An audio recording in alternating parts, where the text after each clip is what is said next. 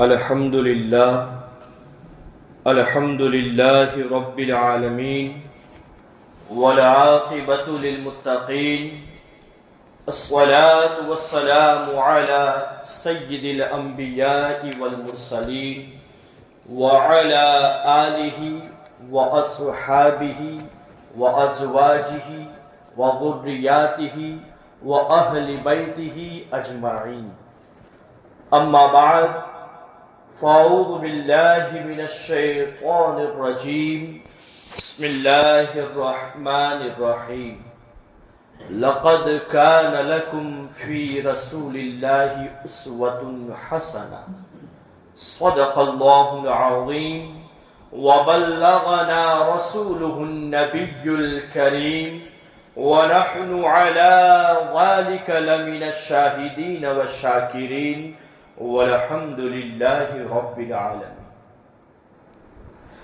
إن الله وملائكته يصلون على النبي يا أيها الذين آمنوا صلوا عليه وسلموا تسليما. اللهم صل وسلم وبارك على نبينا محمد وعلى آل محمد وبارك وسلم. صلاة وسلام عليك يا رسول اللہ صلی اللہ تعالی علیہ وسلم. گفتگو سے پہلے چند اشعار پیر و مرشد حضور شیخ الاسلام والمسلمین کے لکھے ہوئے. فرماتے ہیں کہ ذکر جہاں میں ہم سب پڑھ کر کیوں ضائع لمحات کریں. جہاں یعنی دنیا، دنیا کے ذکر میں کیوں پڑے ہم، تو پھر کیا کریں. فرماتے ہیں ذکر جہاں میں ہم سب پڑھ کر کیوں ضائع لمحات کریں. آؤ پڑھے و شمس کی صورت روئے نبی کی بات کریں. آؤ پڑھے و شمس کی صورت روئے نبی کی بات کرے. اور جن کے آنے کی برکت سے دھرتی کی تقدیر کھلی. رسول اکرم صلی اللہ تعالی علیہ وسلم کی میلاد منانے بیٹھے ہیں نا، ان کی میلاد کا صدقہ ہی یہ ہے کہ ہماری یہ زمین کی بھی تقدیر کھلی ہے اس سے. فرماتے ہیں شیخ الاسلام والمسلمین کہ جن کے آنے کی برکت سے دھرتی کی تقدیر کھلی، آؤ ہم سب ان چرنوں پر جانو دل سوغات کریں. آؤ ہم سب ان چرنوں پر جانو دل سوغات کرے. اور نور خدا ہے. قد جاءکم من اللہ نور، لقد جاءکم من اللہ نور، ہے نا. قد جاءکم من اللہ نور و کتاب مبین. پڑھا ہے نا آیت کریمہ کہ تحقیق کے آ گیا اللہ کی جانب سے نور اور روشن کتاب. تو یہ نور ہے کیا چیز؟ نور ہے کیا چیز؟ شیخ الاسلام کیا فرماتے ہیں نور کیا ہے؟ دیکھیے فرماتے ہیں کہ نور خدا ہے، نور نبی ہے، نور ہے دن اور نور کتاب. نور ہے یہ. فرماتے ہیں کہ نور خدا ہے. یہ اصل میں ایک حدیث پاک ہے، بہت مشہور و معروف ہے حدیث. اس کی طرف اشارہ ہے جس میں اللہ کے پیارے حبیب فرماتے ہیں اول ما خلق اللہ نور. سب سے پہلے اللہ نے میرے نور کو پیدا کیا، پھر میرے نور سے سب چیزیں مخلوق سب چیزوں کو پیدا فرمایا. میرے نور سے سب چیزیں بنی ہیں.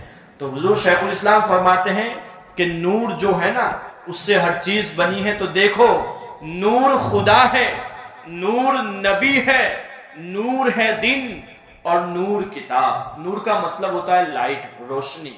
فرماتے ہیں کہ نور خدا ہے، نور نبی ہے، نور ہے دن اور نور کتاب. ہم ایسے روشن قسمت کیوں تاریکی کی بات کریں. تاریکی یعنی اندھیرے کی. ہم تو ایسی روشنی والے اور ایسی قسمت والے ہیں کہ ہمارے پاس تو نور ہے، تو پھر ہم کفر اور شرک اور بدعت کی اندھیریوں میں کیوں جائیں؟ ہم تو حضور کے نور کے سائے میں چلنے والے لوگ، اسی لیے ہم لوگ پڑھتے ہیں نور والا آیا، پچھلے کل بھی اس کا ذکر ہوا۔ آگے فرماتے ہیں کہ رحمت والے پیارے نبی پر پڑھتے رہو دن رات درود۔ کیا ملے گا اس سے؟ رحمت والے پیارے نبی پر پڑھتے رہو دن رات درود، آؤ لوگو اپنے اوپر رحمت کی برسات کرے۔ درود تو پڑھو، رحمتوں کی بارش کا نزول ہو جائے گا۔ اور کیا یہ صورت ان کو دکھانے کے لائق ہے؟ غور کریں یہ ہم جیسے گنہگاروں کے لیے، کیا یہ صورت ان کو دکھانے کے لائق ہے؟ غور کرے، ارے سامنے ان کے ہو شرمندہ، کیوں ایسے حالات کرے؟ سامنے ان کے ہو شرمندہ، کیوں ایسے حالات کرے؟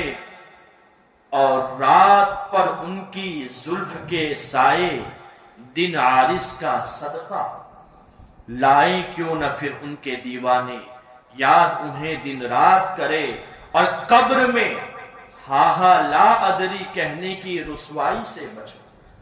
یہ بھی ایک بہت بڑا واقعہ ہے، حدیث پاک کی طرف روشنی ہے کہ جو ایمان والے ہوں گے وہ پہچان جائیں گے تیسرے سوال کے جواب میں کہ ما کنت تقول فی حق شان رجل یا فی حق رجل، جو بھی ہے اس روایت میں مفہوم یہ ہے کہ تم اس آدمی، اس مرد کے بارے میں کیا کہتے تھے، اور وہاں کوئی اور نہیں، ہمارے پیارے آقا جلوہ فرما۔ تو جو سنی بن کر رہا ہوگا، جو مومن ہوگا، جو درود پاک اپنی زبان پر لاتا رہا ہوگا، جو دل میں عشق مصطفیٰ کی روشنی جلائے ہوا ہوگا، وہ تو کہہ دے گا کہ یہ تو ہمارے پیارے آقا اللہ کے رسول محمد رسول اللہ ہے۔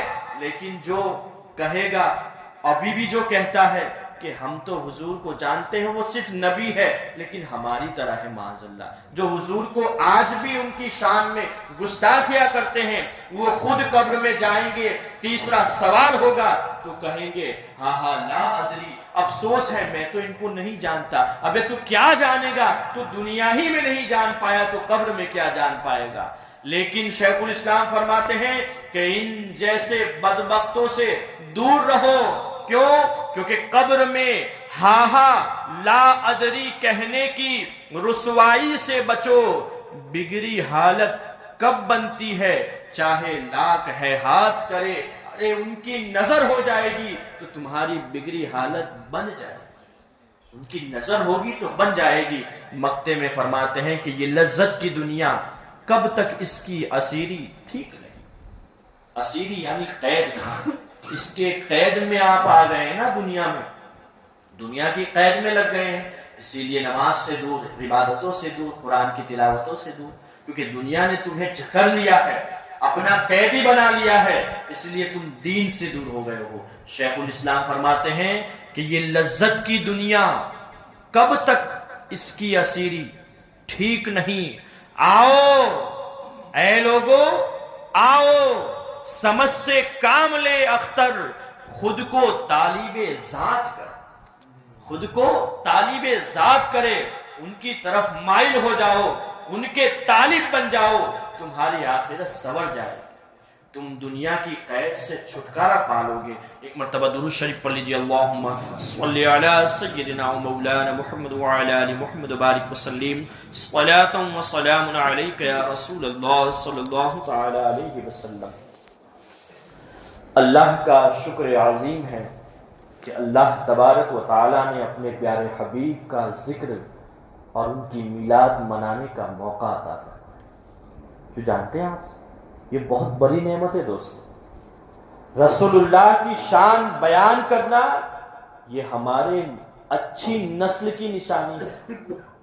یہ وہی کر سکتا ہے جس میں خون حلالی ہوگا، ورنہ آپ حدیثوں سے، روایتوں میں آپ غور کیجئے تو پتہ چلے گا جو حرامی نسل کے ہوتے ہیں ان کی زبان پر حضور کی شان نہیں آتی، وہ گستاخیاں کرتے ہیں۔ لیکن ہم خوش نصیب ہیں کہ حضور کا میلاد منانے کے لیے بیٹھے ہیں، تو منانا یہ بھی یہ نشانی ہے کہ الحمدللہ ہم حلال خون والے، حلال نسل والے، ورنہ یہ تو حرام لوگ تو کر ہی نہیں پائیں گے۔ دیکھ لیجئے، ایک آیا تھا، کہا تھا، آج جیل میں ہے، شکر ہے اللہ کا۔ اس بدبخت نے پوری دنیا میں لوگوں کو حضور کی شان سے دور کر دیا تھا، لیکن دیکھیے جیسے عید میلاد النبی کا مہینہ آیا ہے، اس کی زبان سے گستاخانہ جملے نکلے ہیں کہ اس کو جیل میں بند کر دیا گیا۔ ایک جملہ میں نے فیس بک پہ پڑھا تھا، مجھے بہت پیارا لگا۔ اس میں لکھا تھا کہ سنا تھا کہ رمضان میں شیطان بند ہوتے ہیں، آج دیکھا ہے کہ حضور کی ولادت پر شیطان جیل میں گیا ہے۔ شیطان، اور وہ ہوگا ہی، حضور کا میلاد آئے تو کس کو تل ملی ہوتی ہے، کس کو مرچی لگتی ہے؟ یہاں مرچی نہیں، پورا ختم ہو گیا ہے۔ انشاءاللہ اللہ تعالیٰ اس کو سزا دے گا، اور سزا ملے گی دوستو۔ یہ قرآن کا فرمان کہ جو حضور کی گستاخیاں کرتے ہیں، حضور کی شان میں بغتے ہیں، انہیں اللہ دردناک عذاب میں مبتلا کرتا ہے۔ تو کیا سمجھتے ہیں بچ جائیں گے؟ بہرحال اللہ تبارک و تعالیٰ کا شکر ہے کہ ہم تو حضور کے وفادار ہیں، ہم حضور کے غلام ہیں۔ بس یہی دعا کرنی چاہیے کہ اللہ ہمیں موت بھی حضور کی وفاداری میں عطا فرمائے، ہماری نسلوں کو بھی حضور کا عاشق بنائے، کیونکہ آج بہت ماحول خراب ہے دوستوں۔ یہ چیز جو ہے نا، یہ سوشل میڈیا، موبائل، اس نے لوگوں کو برباد کر دیا۔ اس میں ہر کوئی بکنا شروع کر دیتا ہے۔ ارے جو ڈاکٹر ہے، انجینئر ہے، اب وہ بھی قرآن اور حدیث کی باتیں کرنے لگے۔ ایک سادی سی مثال ہے، حالانکہ موضوع سے ہٹ کے ہے، لیکن ایمان کی حفاظت کے لیے کہنا چاہتا ہوں کہ اگر کوئی ڈاکٹر ہو تو اس کے پاس کوئی اپنی گاڑی لے کر نہیں جائے گا کہ میری گاڑی ٹھیک کر دو، وہ جائے گا تو اپنے جسم کی دوا کے لیے جائے گا، میں بیمار ہوں، لو مجھے ٹھیک کر دو۔ لیکن اگر وہ ڈاکٹر کے پاس جائے گا میری بائک پنچر بنا دو، تو ڈاکٹر کیا کہے گا؟ پگلا ہے کیا، پاگل ہے کیا، تو بیوقوف ہے، میں تو ڈاکٹر ہوں، میں تجھے ٹھیک کروں گا، تیری گاڑی کو نہیں۔ ارے جب ڈاکٹر تمہاری گاڑی کو ٹھیک نہیں کر سکتا، کیوں؟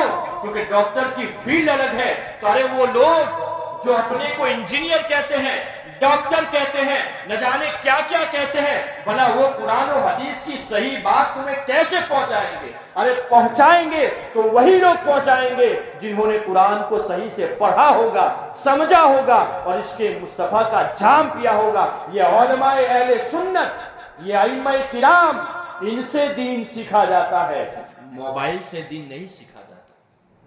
آج افسوس بھی ہوتا ہے، کچھ نوجوان موبائل کے ذریعے لے کے آتے ہیں کہ حضرت آپ نے تو یہ بتایا تھا، موبائل میں یہ بول رہے ہیں۔ ارے بھائی، جو حضرت قرآن و حدیث سے بتا رہے وہ صحیح ہے یا موبائل صحیح ہے؟ تو اس سے اپنے آپ کو بچاؤ اور اپنی نسلوں کو بچاؤ۔ یہ سوشل میڈیا سے دین نہیں سیکھا جائے گا، دین سیکھا جائے گا تو علماء کرام سے سیکھا جائے گا۔ سادی سی مثال، ایک دم سمپل سی ہے یار دوست، اس لیے اس کو بچائیں۔ بہرحال اللہ تبارک و تعالی ہم سب کی حفاظت فرمائے، ہم سب کی ایمان و عقیدے کی حفاظت فرمائے، ہماری نسلوں کی بھی حفاظت فرمائے۔ آج ہم حضور کے اخلاق پر کچھ روشنی ڈالنا چاہتے ہیں، کیونکہ حضور کے اخلاق ہمیں اپنے اندر لانا پڑے۔ یہ جو گستاخیاں ہیں نا، وہ ایسے ہی بند ہو جائے گی جب ہم ان کو دکھائیں گے کہ ہمارے پیارے آقا صلی اللہ تعالی علیہ وسلم کا اخلاق کیا تھا۔ اسی لیے قرآن نے کہا۔ آج ہم کیا کرتے ہیں؟ نوجوانوں کا حال یہ ہے کہ اگر کوئی فلم دیکھ لی اور کوئی ایکٹر جس کو پسند کرتے ہیں، اس نے کوئی اچھا فیشن نکالا تو نوجوان اس کے پیچھے چلنا شروع کر دیتے۔ نوجوان کب سمجھیں گے کہ تمہیں انہوں نے فقیر بنا دیا، تم کو انہوں نے مانگنے والا بنا دیا ہے، فقیر۔ آپ کہیں گے یہ کیا بات ہے؟ وہی تو چیز ہے، پھٹا کپڑا پہننا یہ فیشن بن گیا۔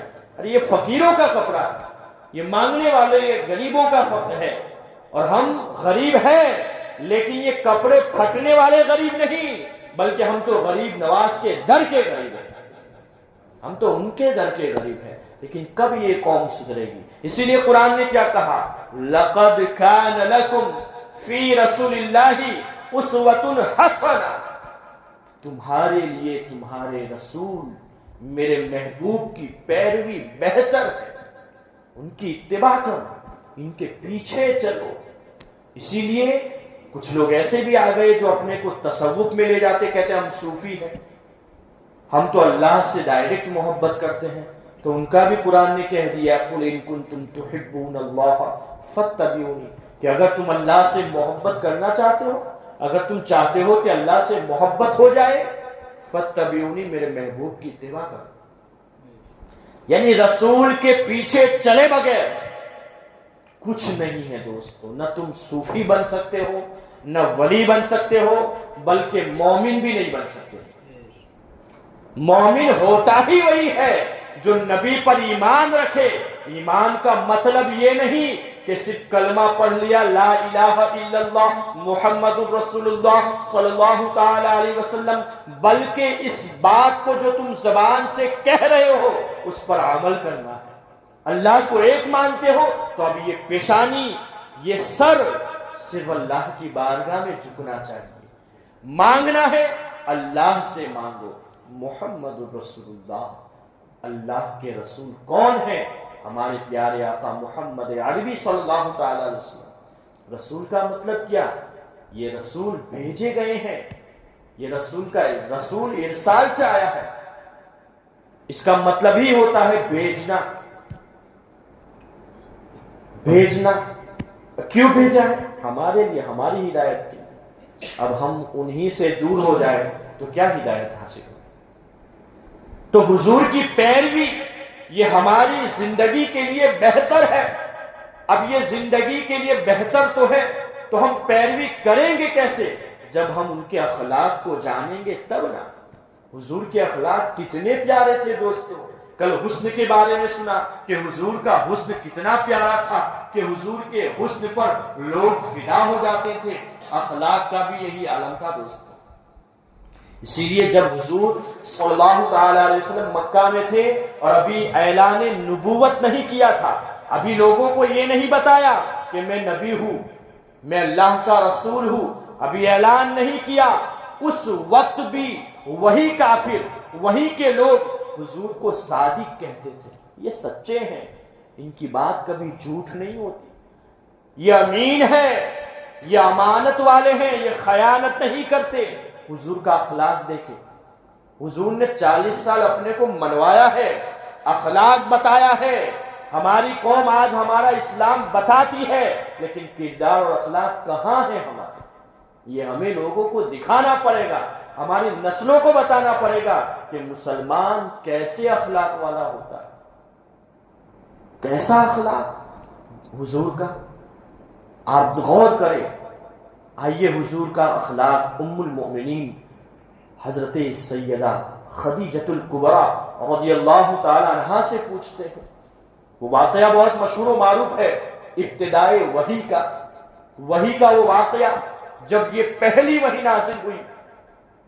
جانتے ہیں پہلی سورت کون سی نازل ہوئی، کون سی آیت؟ اقرا، جانتے ہوں گے سب، لیکن اس کا واقعہ، اس کا پس منظر جو ہے وہ غور کریں کہ حضور صلی اللہ تعالی علیہ وسلم ایک مرتبہ غار حرا میں عبادت میں مشغول تھے کہ یہ حضور کا ہی فرمان ہے، حضور ہی نے بیان کیا ہے اور حضرت خدیجہ سے بھی بیان ہے کہ حضور صلی اللہ علیہ وسلم فرماتے کہ میں غار حرا میں عبادت میں مشغول تھا، اور اس وقت جو عبادت کا معمول تھا حضور کا، اس طرح حضور عبادت کر رہے تھے۔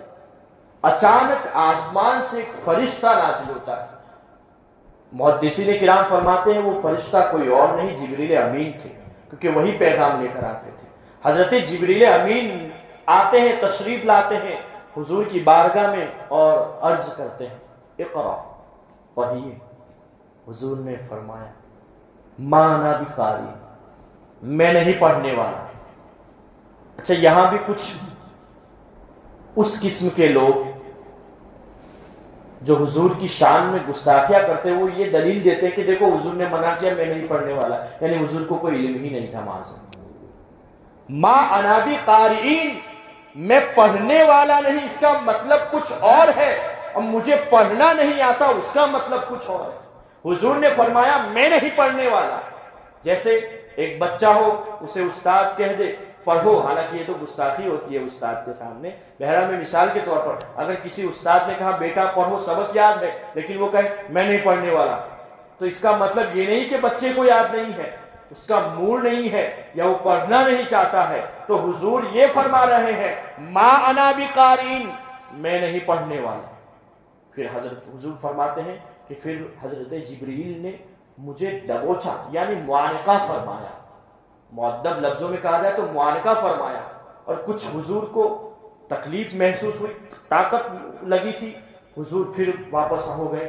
حضرت جبریل امین نے کھول دیا اپنے بازوؤں کو، پھر کہا اقرأ، پڑھیے.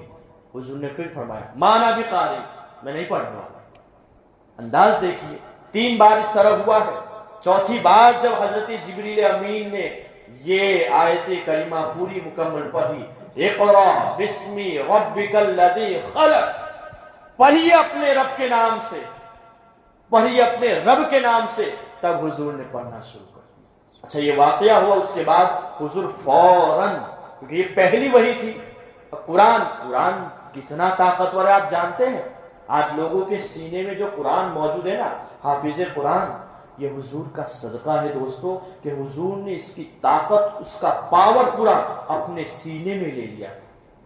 ورنہ حضور خود فرماتے ہیں کہ اللہ فرماتا ہے کہ قرآن کا پاور یہ ہے کہ اگر قرآن کو پہاڑ پر نازل کر دیا جائے، پہاڑ پر اتار دیا جائے تو پہاڑ ریزہ ریزہ ہو جائے. یہ قرآن کا پاور. لیکن وہی قرآن آج سنیوں کے بچوں کے سینے میں موجود ہے. یہ حضور کا صدقہ ہے دوستو. وہ قرآن کا پاور تھا. حضور فوراً آئے اور حضرت خدیجۃ الکبریٰ کی بارگاہ میں یہ کہنے لگے کہ زملونی زملونی، مجھے چادر اڑاؤ، ٹھنڈ سے محسوس ہو رہی کیونکہ پہلی وحی تھی. پھر حضور نے فرمایا کہ اے خدیجہ کچھ خطرہ لاحق ہو رہا ہے، مجھے خطرے جیسا محسوس ہو رہا ہے. تب وہ حضرت خدیجۃ الکبریٰ نے حضور کے اخلاق کے بارے میں فرمایا کلا واللہ یا رسول اللہ، ہرگز نہیں، خدا کی قسم اللہ آپ کو رسوا نہیں فرمائے. کیوں؟ انک لتصل الرحم، کیونکہ یا رسول اللہ آپ تو صلہ رحمی کرنے والے ہیں، آپ تو لوگوں کے ساتھ صلہ رحمی کرتے ہیں، آپ کو اللہ رسوا نہیں فرمائے گا. وتحمیل الکلہ، اور حضرت خدیجہ فرماتی ہیں کہ اور آپ تو جو کمزور ہیں ان کے بوجھ اٹھاتے ہیں، کمزوروں کے کام آتے ہیں یا رسول اللہ، اللہ آپ کو رسوا نہیں کرے گا. وتقسیم المعدوم، حضرت خدیجہ فرماتی ہے کہ یا رسول اللہ آپ تو وہ لوگ جو کما نہیں سکتے، جو بہت کمزور ہیں، ان کو تو آپ کما کر کھلاتے پلاتے ہیں. جو بھوکے پیاسے ہیں ان کے لیے آپ کماتے ہیں اور پھر کھلاتے اور پلاتے ہیں یا رسول اللہ، اللہ آپ کو رسوا نہیں فرمائے. پھر آگے فرمایا کہ آپ تو مہمانوں کی مہمان نوازی کرتے ہیں، تکلیفیں برداشت کرتے ہیں. یہ میرے نبی کے اخلاق ہے دوستو. صلہ رحمی، لوگوں کے بوجھ اٹھانا، کمزوروں کے کام آنا، غریبوں ضرورت مندوں کے کام آنا، یہ رسول پاک کے اخلاق ہے. پتا چلا کہ جو صلہ رحمی کرتا ہے، جو غریبوں کے کام آتا ہے، جو بھوکوں کی بھوک، پیاسوں کی پیاس بجھاتا ہے، جو مہمانوں کی مہمان نوازی کرتا ہے، اللہ اسے کبھی رسوا نہیں فرمائے گا. اسی سے پتا چلا. اور اخلاق حضور کا یہ. آئیے ایک اور ام المومنین سے پوچھا جائے کہ حضور کا اخلاق کیا. ایک صحابی رسول حضرت ام المومنین سیدہ عائشہ صدیقہ ہم سب کی ماں رضی اللہ تعالیٰ عنہا کی بارگاہ میں آئی اور پوچھا حضور کا اخلاق کیا ہے. حضرت عائشہ فرماتی ہے کیا تم نے قرآن نہیں پڑھا؟ کیا تم نے قرآن نہیں پڑھا؟ کہا میں نے پڑھا ہے. کہا یہی تو حضور کا اخلاق ہے، یہ قرآن ہی تو حضور کا اخلاق ہے. مطلب کیا؟ قرآن نے کیا کہا؟ اس سے بچو، یہی حضور کا اخلاق ہے. یعنی حضور کا اخلاق یہی ہے جو قرآن میں ذکر ہے. اگر تم چاہتے ہو کہ حضور کا اخلاق کیا ہے تو قرآن پڑھ لو، تمہیں پتا چل جائے گا کہ حضور کا اخلاق کیا ہے. قرآن نے کیا کہا؟ حرام چیز سے دور رہو، حلال کمائی. قرآن نے حکم دیا نماز پڑھو، لوگوں کے ساتھ بھلائی کرو، ماں باپ کو اف نہ کہو. یہ حضور کا اخلاق ہے، یہ حضور کے اخلاق ہے. یہ تو ہم قرآن کو صرف یہ سمجھ کے بیٹھے ہیں کہ یہ قرآن تو تب ہی کھولا جائے گا جب رمضان کا مہینہ ہو، یا کہیں موت میت 40واں تیجا ہو، تبھی ہم قرآن کو کھولتے ہیں. بہت افسوس کی بات ہے، میں ذمہ داری سے کہہ رہا ہوں، برا لگے تو معاف کیجیے گا، لیکن حقیقت ہے دوست. اس قرآن کو ہم نے صرف ایثار ثواب کی کتاب سمجھا، جبکہ یہ قرآن شروع ہی میں کہہ دیتا ہے ھدی للناس، یہ تو لوگوں کی ہدایت کے لیے ہے. تم لوگوں کی ہدایت کے لیے ہے اور تم ہدایت باہر تلاش کر رہے ہو. تم سمجھ رہے ہو صحیح راستہ ہمیں فلاں کے پیچھے مل جائے گا. ارے قرآن کھولو، قرآن پڑھو، قرآن سمجھو، تمہیں ہدایت مل جائے گی. یہ قرآن بہت عظیم کتاب ہے دوستو، لیکن ہم نے اس کو ایثار ثواب کا ہی ذریعہ بنا لیا ہے. ایثار ثواب، اس کا بھی کوئی انکار نہیں، بلکہ یہ قرآن تو ایسی کتاب ہے کہ قبر میں جب کوئی کام نہیں آئے گا تب یہی قرآن تمہاری بخشش کروائے، تمہاری سفارش کرے گا کہ اللہ یہ قرآن، یہ میں قرآن ہوں، مجھے یہ کھول کر پڑھتا تھا، اسے بخش دے، اس کو معاف فرما. یہ قرآن تمہاری ضمانت لے گا اس میں. بہرحال تو حضور کے اخلاق دیکھیں. چونکہ ہمارا معاشرہ اور ہماری زندگی کے تعلق سے کچھ اخلاق دیکھا جائے جو ہمیں کا، حالانکہ حضور کا ہر اخلاق ہمارے لیے ضروری ہے، لیکن کچھ ایسے ٹاپک جو ہمیں ضروری ہے وہ میں آج لے کر آیا ہوں آپ کی بارگاہ. ایک عورت، ایک بڑھیا عورت حضور کی بارگاہ میں آئی. حضور نے جیسے ان کو دیکھا حضور کھڑے ہو گئے. صحابہ بھی دیکھ رہے ہیں کہ اچانک حضور کس کے لیے کھڑے ہو گئے، یہ عورت بھلا ہو کون سکتی ہے، بوڑھی عورت ہے، حضور کیوں کھڑے ہو گئے؟ اور حضور نے جو اپنے بدن پر چادر تھی اس کو نکالا، صاف کیا اور بچھا دیا، اور اس عورت کو اس چادر پر بٹھا دیا اور خوب مہمان نوازی کی اور بہت تعظیم و تکریم کی. پھر اس کے بعد جب وہ عورت چلی گئی، حضور اس جگہ پر بیٹھے نہیں ہیں، اس چادر کو اوڑھ لیا اور دوسری جگہ بیٹھ گئے. صحابہ نے پوچھا سرکار یا رسول اللہ آپ کی ذات، حضور کی ذات کیا ہے؟ ارے حضور تو وہ ہے جو کھڑے ہو جائے تو حضور کو درخت بھی سلام کرے. حضور اگر راستے میں نکل جائے تو ہر کوئی ہاتھ باندھ کر ادب سے کھڑا ہو جائے. لیکن آج کیا بات ہے کہ حضور کسی کے لیے کھڑے ہو رہے ہیں.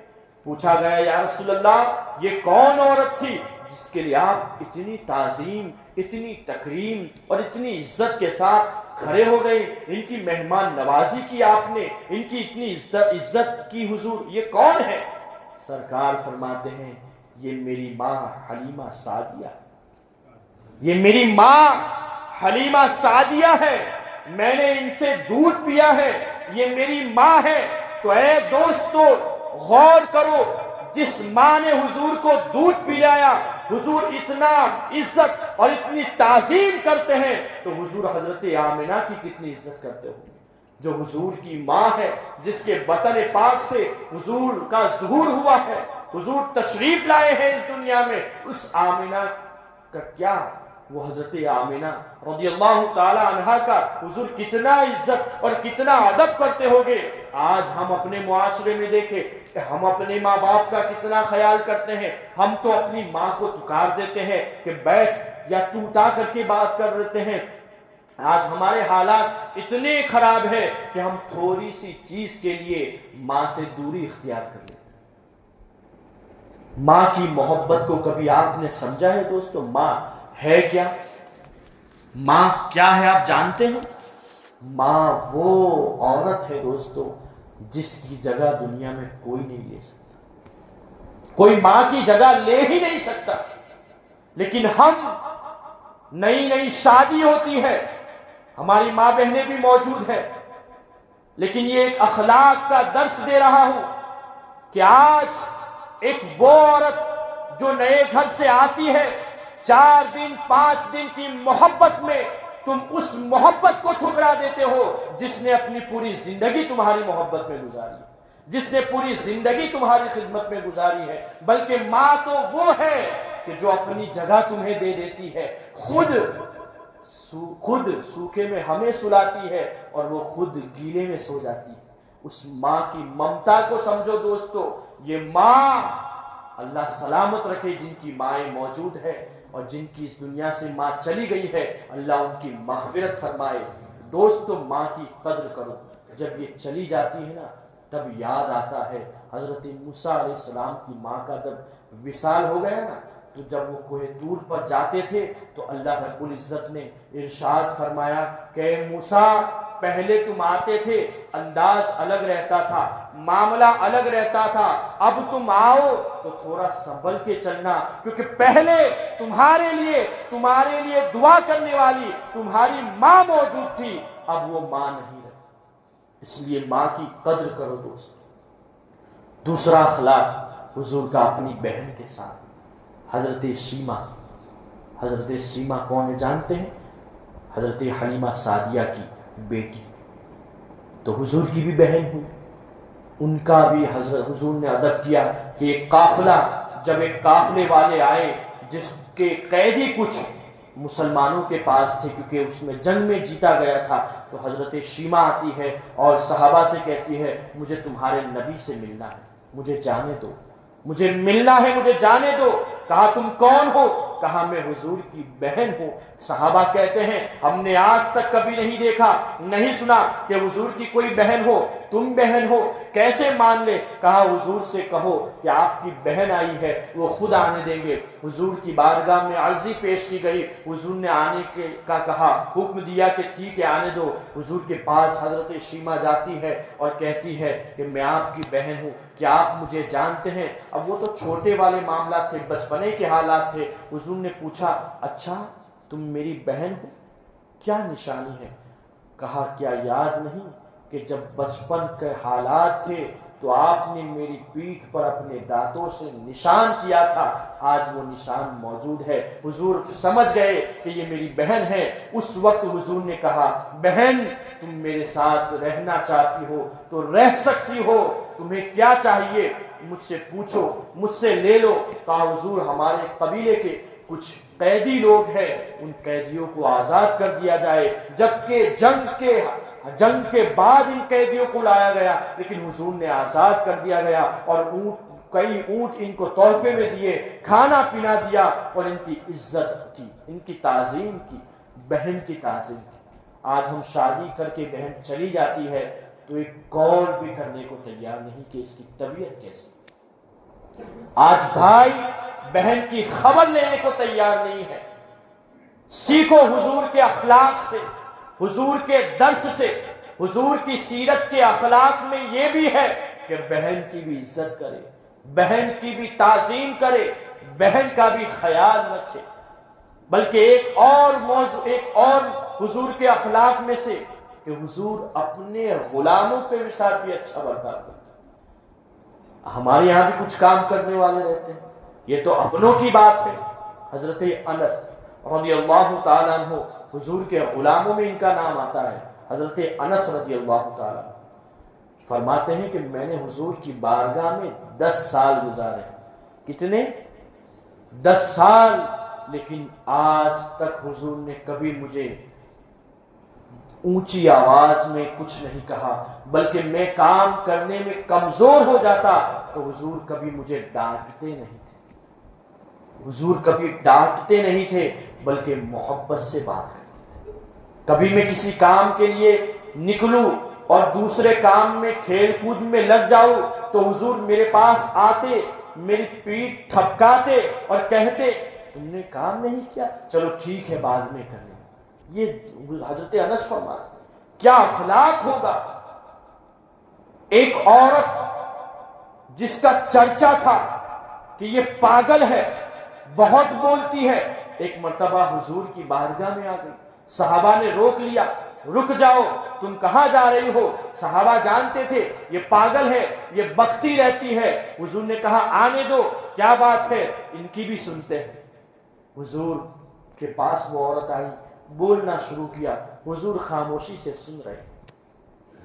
آج تو ہم ماں بھی اگر بول دے تو ہم ماں کو ڈانٹ دیتے ہیں کہ تجھے کچھ سمجھ نہیں آتی، تو چپ بیٹھ، تو کیا جانے آج کے حالات۔ آج ہم ماں کو یہ کہہ دیتے ہیں یہاں حضور کا اخلاق دیکھے، وہ پاگل عورت ہے، حضور اس کی بات سن رہے ہیں، ہر بات کو سن رہے ہیں، حضور اس کی بات میں ہاں سے ہاں ملا رہے ہیں، خاموش کر رہے ہیں۔ وہ بڑھیا عورت نکلتی ہے، چلی جاتی ہے، حضور کی بارگاہ میں صحابہ آتے ہیں، یا رسول اللہ صلی اللہ تعالی علیہ وسلم، وہ تو پاگل ہے، آپ نے اس کو کیوں آنے دیا؟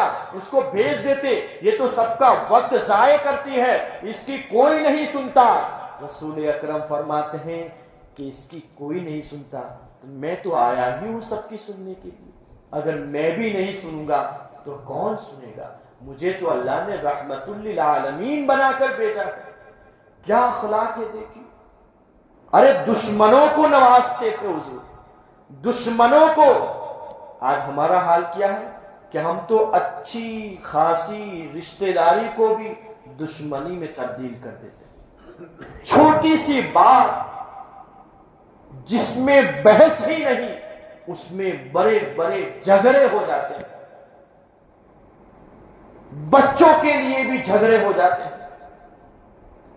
یہاں جنگ احد، غزوہ احد کے موقع پر رسول اکرم صلی اللہ تعالی علیہ وسلم کے دندان مبارک کو شہید کر دیا گیا تھا، حضور کو تکلیف پہنچائی گئی۔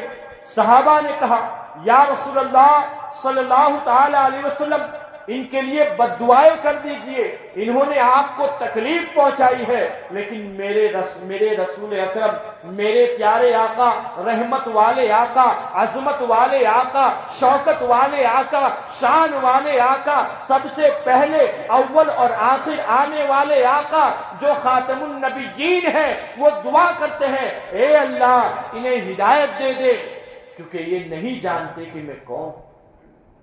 دشمنوں کے لیے بھی حضور دعائیں کرتے تھے، اور آج ہم تھوڑی سی بات ہو جائے تو بد دعا شروع، خاص کر ہماری ماں بہن۔ سیکھنا ہے تو حضرت بی بی فاطمہ الزہرا کی سیرت پر عمل کر کے سیکھیں۔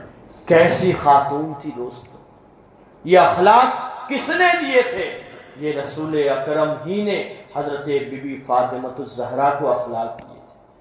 کیسا اخلاق تھا کہ وہی اخلاق کربلا میں ہم نے دیکھا۔ کیا وجہ ہے کہ بیٹا شہید ہو رہا ہے، بھانجے شہید ہو رہے ہیں؟ کربلا کے اس منظر کو اپنے ذہن میں بٹھاؤ۔ ربیع الاول شریف ہے، اس سے پہلے نواسے کی شہادت بھی سنی ہے، لیکن اس پر غور کرو کہ امام حسین کے سامنے ان کا بیٹا علی اصغر بھی شہید ہو رہا ہے، علی اکبر کی جوانی بھی جا رہی ہے، حضرت قاسم بن حسن کو بھی شہید کیا جا رہا ہے، اون محمد کو بھی شہید کر دیا جا رہا ہے، خود ان کی گردن جا رہی ہے، لیکن آخری لمحے میں نماز کے لیے کھڑے ہو رہے ہیں، نماز چھوڑنے کو تیار نہیں۔ تلوار نہیں رکتی تھی، لیکن نماز کا وقت ہوا تو وہ تلوار بھی رک گئی ہے۔ آخر کیا وجہ ہے؟ کس نے ان کو نماز کی یہ رغبت دلائی؟ کس نے یہ نماز کی طلب انہیں دی ہے؟ وہ کوئی اور نہیں، وہ ماں خاتون جنت اور حضرت مولا علی کی تعلیم اور تربیت کا اثر ہے۔ کیونکہ جب بچپن میں امام حسین نے اپنے والد کی نماز کو دیکھا کہ نماز میں کھڑے ہوتے ہیں، تو وہی مضبوط پہاڑی جیسا آدمی انسان نماز میں کھڑا ہوتا ہے تو اتنا کمزور ہو جاتا ہے، اتنا کمزوری والا جسم بن جاتا ہے کہ تیر نکال لیا جائے تو پتہ بھی نہ چلے۔ مولا علی کی نماز جب ماں کی طرف امام حسن اور امام حسین نے دیکھا تھا بچپنے میں کہ میری ماں تو وہ ماں ہے جو پورا دن گھر کا کام کرتی ہے، آج ہماری ماں بہنیں گھر کا کام کرتی ہے تو نماز چھوٹتی ہے لیکن خیال نہیں رہتا، نمازیں جاتی ہے خیال نہیں رہتا۔ لیکن ماں خاتون جنت کی سیرت کے اس پہلو کو بھی دیکھا جائے کہ پورا دن کام کرتی ہے، اپنی ساس کی، مولا علی کی والدہ جن کا نام بھی فاطمہ ہے، ان کی بھی خدمت کرتی ہے، اور خدمت کرنے کے بعد پوری رات سجدے میں گزارتی ہے، عبادت میں گزارتی ہے۔ جب یہ عبادت مولا علی کی نماز حضرت بی بی فاطمہ الزہرا کے سجدے کو امام حسین نے دیکھا اور تربیت حاصل کی تو کربلا کے میدان میں گردن جا رہی ہے لیکن سجدے سے سر اٹھا نہیں رہے بلکہ سجدے میں سر. نماز کی پابندی ہے. یہ کیسے ملا؟ یہ اگر غور کرے تو رسول پاک کے اخلاق کا نتیجہ تھا جو حضرت بی بی فاطمہ الزہرا سے حضرت امام حسن اور امام حسین کو ملا ہے. آج ہمیں اپنی اولاد کو دینے کی ضرورت ہے. نماز کی پابندی، عبادت کا شوق دلائیے، سجدے سے محبت کرائیے، موبائل سے دور کر کے ان کے ہاتھ میں تسبیح دیجیے، قرآن کی تلاوت کا پابند بنائیے. اور قرآن کی تلاوت کیسی ہو؟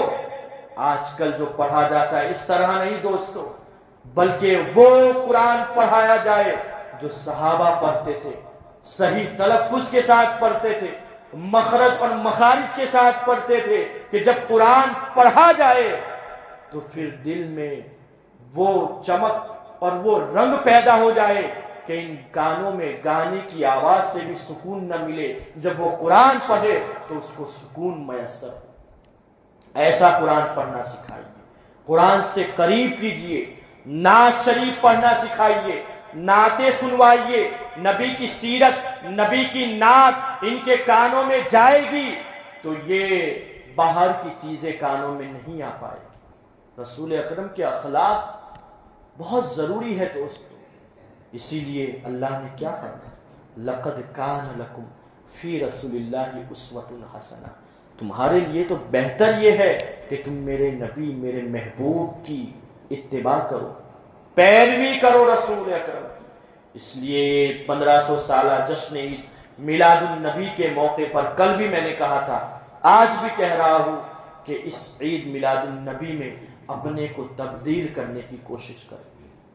یاد رکھیے گا آخری بات، معاشرہ جو بگڑتا ہے، معاشرے میں جو بگاڑ پیدا ہوتا ہے، بد اخلاقی، بد کرداری، بد عقیدگی، بد مذہبی، ان چیزوں کی طرف معاشرہ تب جاتا ہے جب اس معاشرے میں اخلاق ختم ہو جاتے ہیں.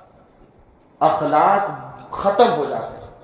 اس لیے اپنے بچوں کو بھی اخلاق دے، خود بھی اچھے اخلاق کرے اور حضور کی پیروی کرے.